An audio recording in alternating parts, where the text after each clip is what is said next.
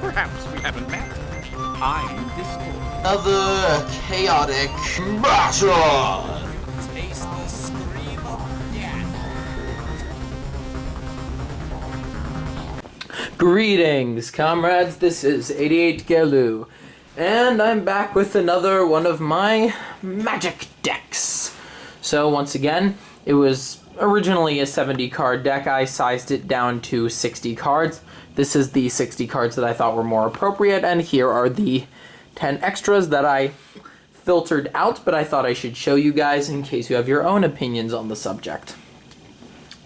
So, as you might be able to tell, this is a mono blue deck, which means that it is one color, and that one color is blue. So here we have 21 islands, which is really nice, full art Zendikar land. I believe there's only one mythic here. Most of these cards are from 2010 core set up till a few of them go up till Theros, but most of them don't. So let's start with the artifacts. Oh yes, the strategy of this deck is counters, and when I say that, I do not mean countering spells. I mean like ability counters, like +1/+1 counters, poison counters, except there aren't any poison counters in here, but there is some -1/-1 counters. Level up counters are a big thing in this deck. Loyalty counters, as you can see, there's a planeswalker over there. So we will get into that soon. So there are 5 artifacts in this deck. 2 Contagion Clasps. They are very important. They cost only 2 mana each, and they put a -1/-1 counter on target creature when they enter the battlefield. What makes them so important is for tapping one of them and 4 mana, you can proliferate. That means of any type of counter that is on the field, you can add an extra one. So if you have that is on one permanent. So if you have 5 guys with a +1/+1 counter, those 5 guys now have 2 +1/+1 counters. Or if you have a planeswalker with 3 loyalty and a creature with 2 +1/+1s and an enemy with a -1/-1, you can add 1 to each of those, which is super useful, and a main point of this deck is proliferating. Then we have Venzur's Journal, 5 mana. You have no maximum hand size. Really useful because there also are quite a number of cards that are about drawing cards in this deck, including the Planeswalker. And at the beginning of your upkeep, you gain 1 life for each card in your hand. Then we have 2 Rings of Eva's Isle. I love this card. It costs 2 mana to play. It's an equipment. It costs 1 neutral mana to equip, and the equipped creature, if it's blue, on each of you at the beginning of your upkeep, gains 1 +1/+1 counter, and you can pay 2 mana to give the equipped creature hexproof. So now that I've talked a lot about the Planeswalker, let's get to him. We have Jace the Memory Adept. He costs 5 mana, he has 4 loyalty counters. I don't know why I'm covering up the artist's name. His first ability is +1, draw a card that target player puts on the top of... Bleh. Draw a card. Target player puts the top card of his or her library onto his or her graveyard. So draw 1 card, your opponent mills 1 card. Or your ally, I guess. 0, target player mills the top 10 cards of it, sends the top 10 cards of his deck to the graveyard, or mill 10. Milling is another term of saying sends X number of cards from the top of a player's deck to the graveyard. And then his -7 is any number of target players can each draw 20 cards. Now the great thing about that final ability is there aren't too many cards, and most people won't have decks that are focused around having a maximum hand size. And since you can't have more than 8 cards in your hand, they're going to be forced to discard a ton of those cards. And it's also going to be removing a large number of cards from their deck at the same point. So with that ability, your opponent will be, in essence, getting rid of 20 cards from the top of his deck, and would only be able to, at max, keep 8 of them, unless they have a card that gives them a maximum hand size. And then with Venzer's Journal, you would be able to keep all of those cards and gain 20 life. Or more. Then we have the enchantments. We have one of the most overpowered enchantments, Telepathy. For 1 mana, it's an enchantment that costs 1 blue mana. Sorry, I'm not speaking very clearly. Your opponents play with their hands revealed, which means that you will know every single card your opponent draws, every card that they don't play, and you can basically line up your counter spells with that in mind, which is really useful.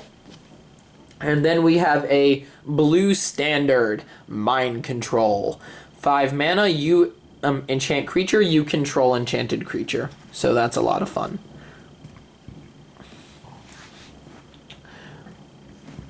Then we have the sorceries. I'm saving the creatures for last. We have... there should be a second Distortion Strike. Oh, I probably filtered it out. Okay, so 1 Distortion Strike. For 1 mana, target creature gets +1/+0 and becomes unblockable.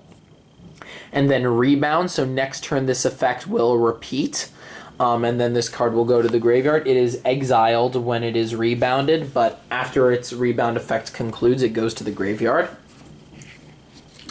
Inaction Injunction, 2 mana. Detain target creature an opponent controls, which means until your next turn, that creature can't attack or block or use activated abilities.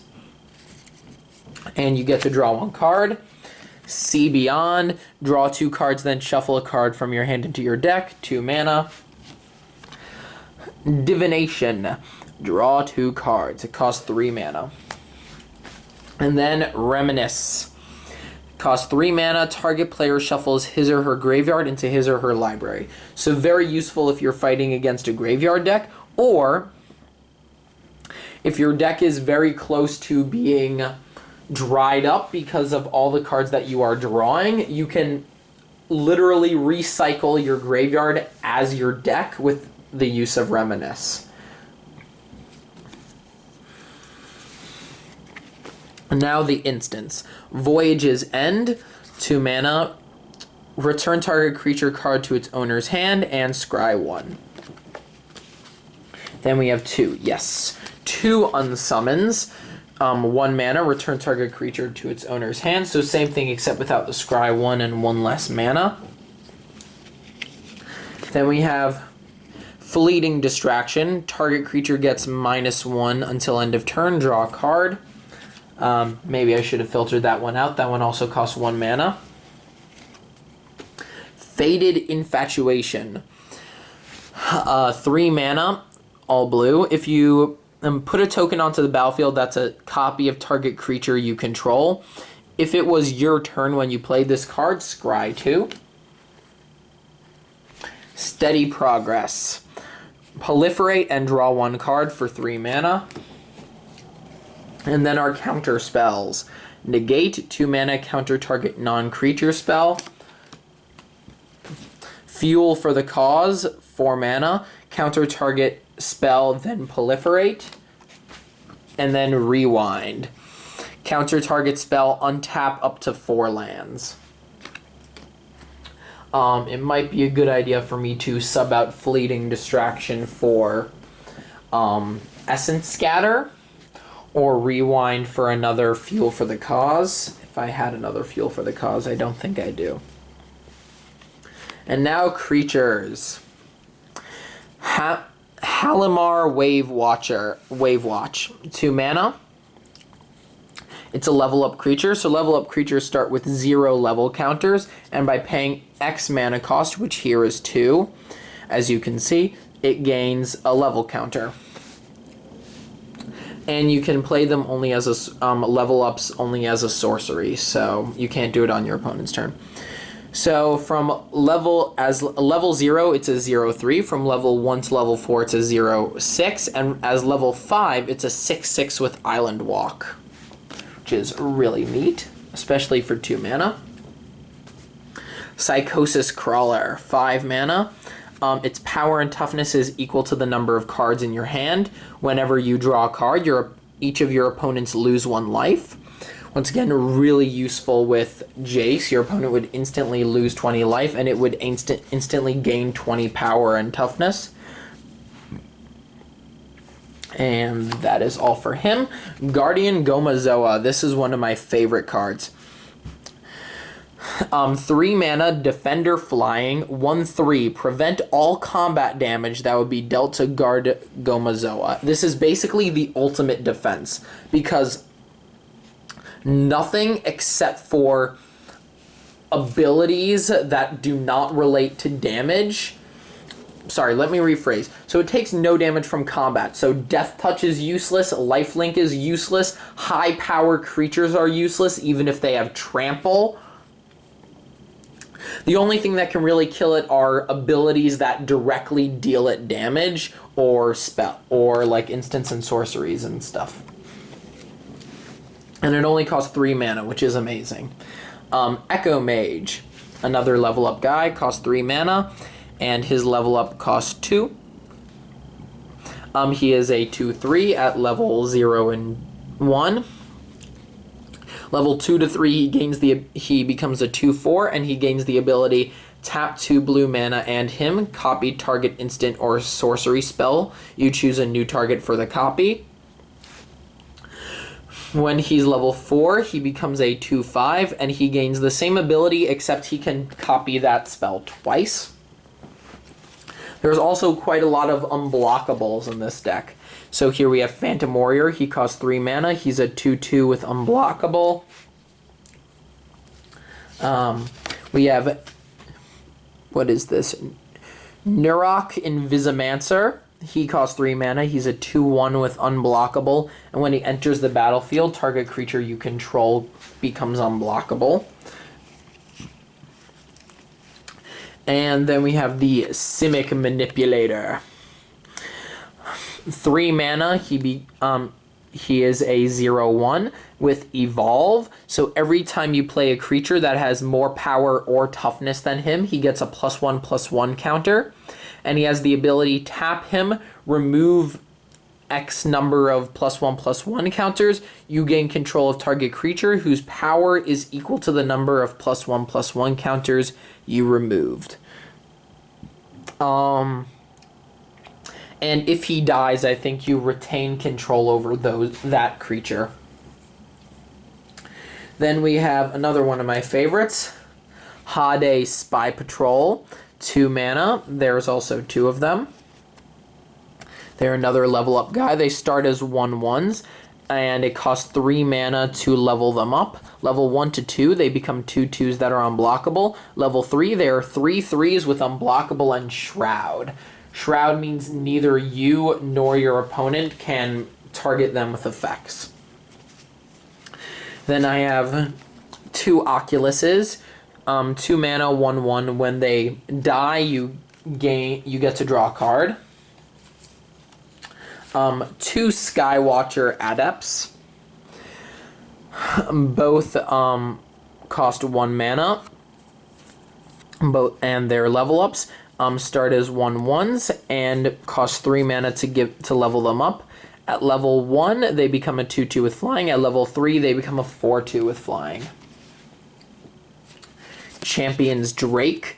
It also costs 2. It is a 1/1 with flying. If you control a creature with 3 or more level up counters on it, he gains +3/+3, so he becomes a 4/4. Then we have Slith Strider. Costs another 3. As you can see, most of the cards in this deck cost 3 mana, so it can run relatively off low mana. It can run well off of relatively low mana. Sorry, my bad grammar. He is a 1/1. Whenever he is blocked, draw a card, and whenever he deals combat damage to a player, he gets a +1/+1, which is also really helpful when you can make him unblockable.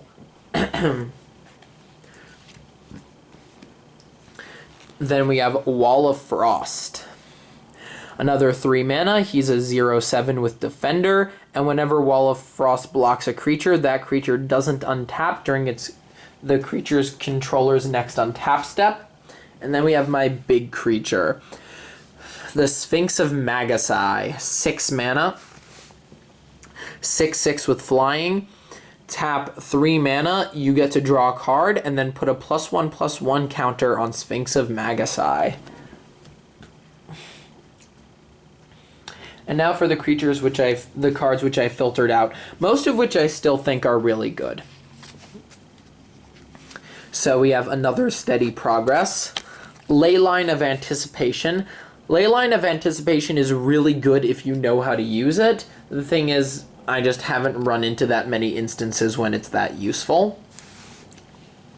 It costs 4 mana, it's an enchantment, and non-land cards you may cast as though they had flash. So you can basically cast all non-land cards as if they were instants, which is really useful if you know how to use it. Another Distortion Strike. Skinwing. It costs 4 mana. It's an equipment with the ability Living Weapon. So when it enters the battlefield, it is already equipped to a 0/0 black germ creature token. And the equipped creature gains +2/+2 and flying, and the equipped cost is 6. So essentially you can play it and it is already a 2/2 with flying, and for 6 mana you can re-equip it to something else. Caller of Gales, 1 blue mana. For 2 mana and tapping it, you can give a creature flying. It is a 1/1. I didn't put her in just because usually there's a lot of anti-flying strategies, so it's not always that useful. Miyamo Sightbender. 2 mana, it's a 1/2. Tap X and tap him. Target creature with power X or less is unblockable this turn. So that mainly because the whole point of the deck is that creatures can become incredibly strong even if they were originally weak. So the reason why I took him out, at least just for this little overview, is because the mana cost would eventually become too high for him to really be worth it. Especially because there's other things you could do, like leveling guys up. Lone Reverent. He costs 5 mana and he's a 4/4 with hexproof. Whenever he deals combat damage to a player, if you control no creatures, look at the top 4 cards of your library, put one of them into your hand and the rest on the bottom of your library in any order. I mainly took him out because, honestly, even though he's good, because he's a 4/4 with hexproof for 5, his other ability is generally not that useful because you won't really be in a situation where he's your only creature. And he's really not the kind of creature that can turn the tides of the game too much. Venerated Teacher, 3 mana, he is a 2/2, and when he enters the battlefield, all creatures you control that can get level up counters gain 2 level up counters. So that one's actually really useful.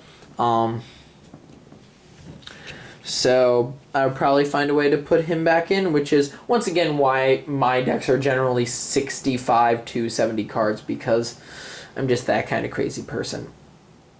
I would suggest, though, having more than 21 lands if you're going to have more than a 60 card deck. Stealer of Secrets, 3 mana, 2/2. Whenever it deals combat damage to a player, draw a card. And then another Champion's Drake.